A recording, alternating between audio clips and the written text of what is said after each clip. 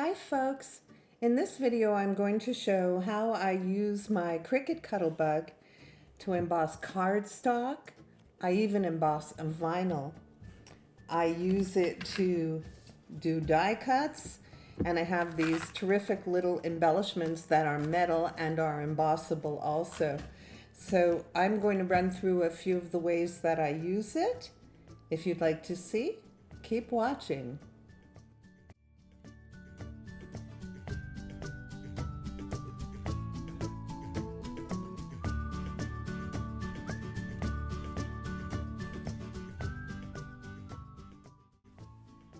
So before we get started, I did have some questions about what embossing folder I used on that Easter card that I posted on Facebook. And this was a set of Anna Griffin mix and match that I got in a CRICUT mystery box last year. They come with the folders, some dies, and some different sentiments that you can put into the center, so you have like happy birthday, Merry Christmas, that kind of thing. They're really cute. You can see this one says, oh, this is the flat one, sorry. This one says, I love you. So anyway, that's how I did all the embossing on that Easter card. And I didn't use dies on that one in particular. I used my CRICUT Air or Air 2 to cut out the layers and then embossed with my Cuttlebug. So I wanted to show you that because there were a lot of questions about it. We'll just put that aside. So I also had questions about embossing vinyl. And you can emboss vinyl in the same way that you emboss cardstock. Just put it in your folder. We'll do a piece to show you how. Leave the backing attached, of course. I have an older Cuttlebug. I think I'll need to invest in one of the latest ones. You're going to need your spacer A plate and 2 B plates. To emboss a border for scrapbook, I would use the larger ones. I like these. They open like a book. Let's start with a piece of vinyl so I can show you how I do this. Okay, you're going to put your A plate, a B plate, your folder with your material, and another B plate on top. We're just going to load it into the Cuttlebug and turn.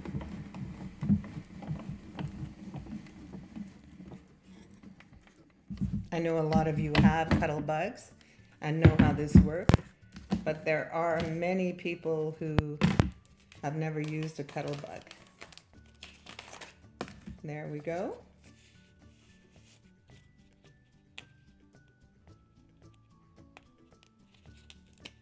And you can see the vinyl is embossed. It'll stay embossed when you apply it to your scrapbook page. I've also done flowers this way and letters and all different things. So we'll set that aside.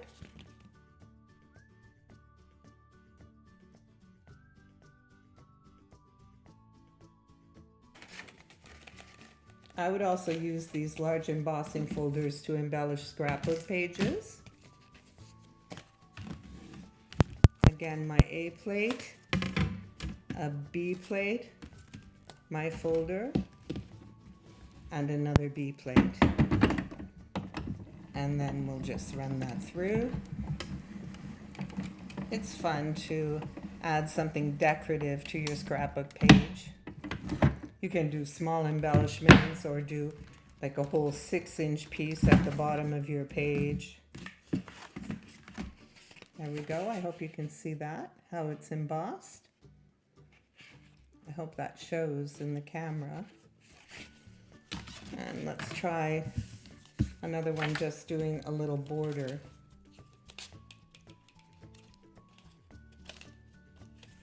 Doesn't want to open for me.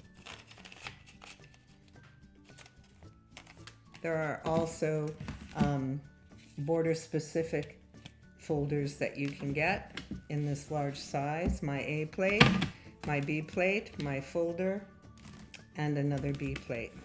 And we'll run it through. So some of the borders are really pretty. They're flowered in different designs and will make a really nice addition to your scrapbook page to make it more decorative.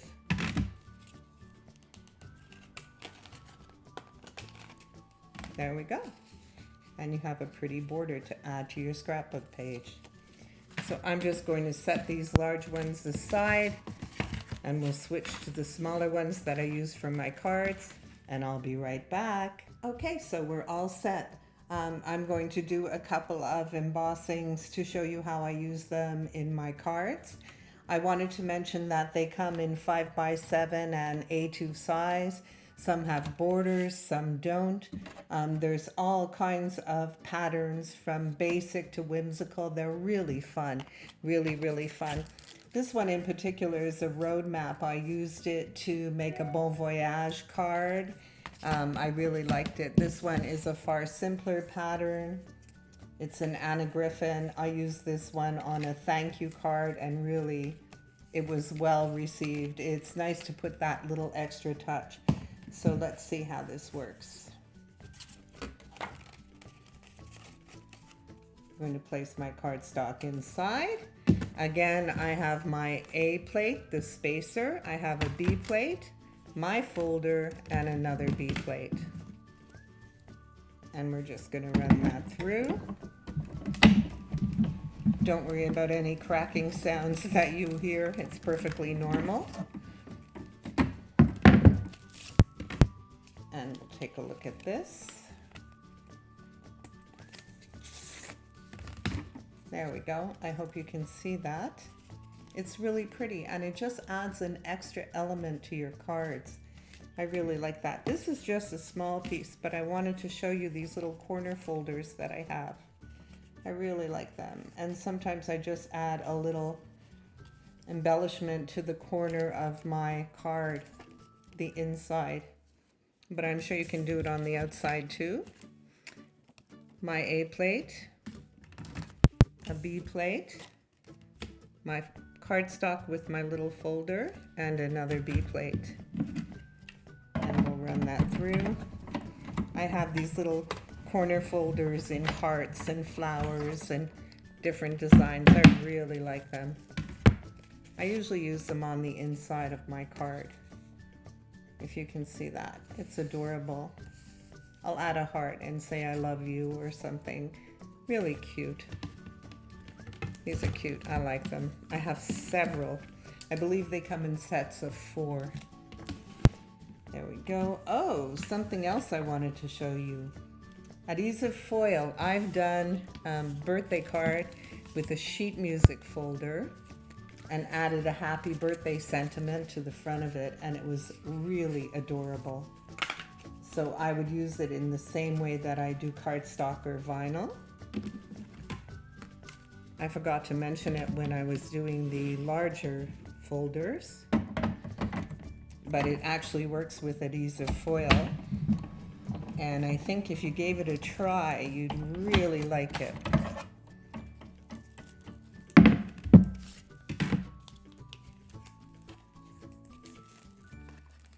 There we go. I hope you can see this. It's very cute. Such a nice way to add sparkle to a card. Adorable. So that's the smaller folders. So I'm going to step away and get set up to show you some die cutting with the Cuttlebug. Before I go, there was something else I wanted to mention. In the Facebook group, someone commented on my post that they have problems when they emboss their cardstock because it tears and the cardstock gives out. I wanted to mention that the tighter the pattern, the heavier cardstock you want to use. It's normal that embossing will break down the fiber in your cardstock. So if the pattern is really close together, multiple graphics, it's going to break down your cardstock. So if you go with a heavier cardstock for those embossings, your problem is solved. Okay, I'll be back. So we're going to go ahead and cut a die. So you can see that there are so many choices. They're gorgeous. We have full sheets, we have embellishments, frames, borders, corners. There's really a lot of options. There's sentiments. There's all kinds of dies you can use. Some are straight cutting dies and some are cut and emboss.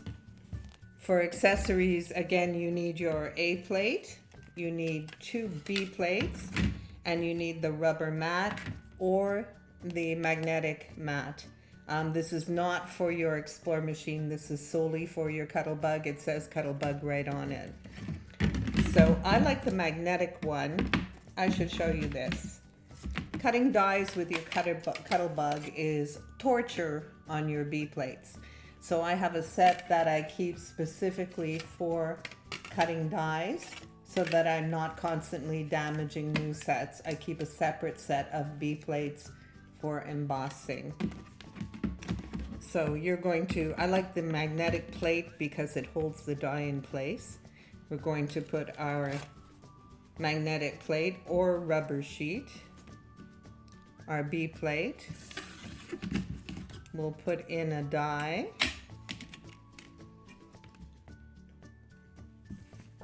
My material, you want to place your die in the center. And another B plate. You're going to pass that stack through your Cuttlebug, and again you're going to hear a lot of cracking. Maybe not with these because they're already quite used to being pushed through. There we go.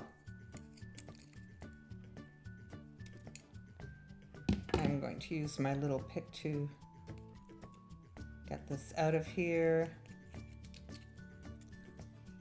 There we go. Gorgeous. So if you were going to use a cut and emboss die, you would want to clean out all this excess waste. Do not remove your actual cut. Stack it again in the same way and pass it through again your Cuttlebug, and you would get the embossing effect on your second pass. So that's how simple it is to use these dies. I love them. I think they're really pretty for framing and embellishing on your cards and your scrapbook pages. How pretty would that be on a scrapbook page? With this little one. Really terrific. So that's it, folks. That easy to use. I hope you've enjoyed it. Don't hesitate if you have any questions.